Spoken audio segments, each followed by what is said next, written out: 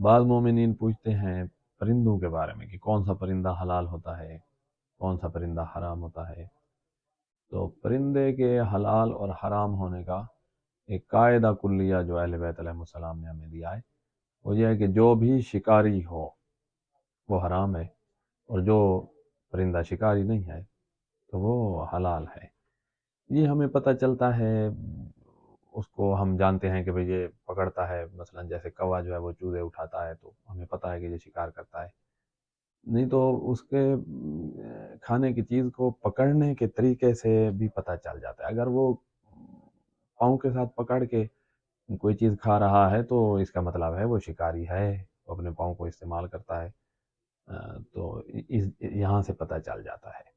اور اگر کسی پرندے کے بارے میں آپ کو پتہ نہ چل رہا ہو کہ یہ شکاری ہے تو پھر تو حرام ہے، جو شکاری نہیں ہے تو پھر حلال ہے، شکاری ہونا یا نہ ہونا یہ آپ کو پتہ نہیں چل رہا تو پھر دیکھیں اس کی پرواز کو دیکھیں۔ یہ دوسرا سٹیپ پہ میں جا رہا ہوں کہ پتہ جب نہیں چل رہا تو پھر اس کی پرواز کو دیکھیں۔ اگر وہ اڑتا ہے اور پر کافی دیر تک پھیلا کے رکھتا ہے تو پھر وہ شکاری ہے اور پھر اس کا کھانا حرام ہوتا ہے۔ اور اگر وہ پر نہیں پھیلا کر رکھتا، پر مارتا رہتا ہے، پھیلا کے رکھنا بہت کم ہے، مارنا زیادہ ہے، تو اس صورت میں وہ شکاری نہیں ہے، پھر وہ حلال ہوگا۔ اور اگر پرواز کے ذریعے سے آپ کو پتہ نہ چل رہا ہو تو پھر دیکھیں کہ جس کے خار ہوں، جو پرندے کے جو ہے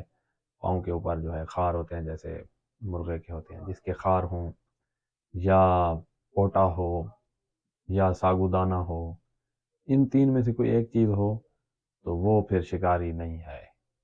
اور پھر حلال ہے۔ اور اگر یہ تینوں نہ ہوں تو پھر وہ شکاری شمار ہوتا ہے اور وہ حلال نہیں ہوگا۔ تو یہ جو دو ہم نے پرواز کے ذریعے سے فیصلہ کرنا یا یہ تین چیزیں ہوں ان میں سے کوئی ایک ہو تو حلال ہے، تینوں نہ ہوں تو حرام، یہ والا فیصلہ اس وقت کرنا ہے جب آپ اس کو نہیں جانتے، پرندے کے بارے میں آپ شک میں ہیں کہ پتہ نہیں یہ شکاری ہے یا نہیں، تو پھر ان کو دیکھ کر پہچانا جاتا ہے کہ شکاری ہے یا شکاری نہیں ہے۔ جو شکاری ہوگا وہ حرام ہوگا اور جو شکاری نہیں ہوگا وہ حلال ہوگا۔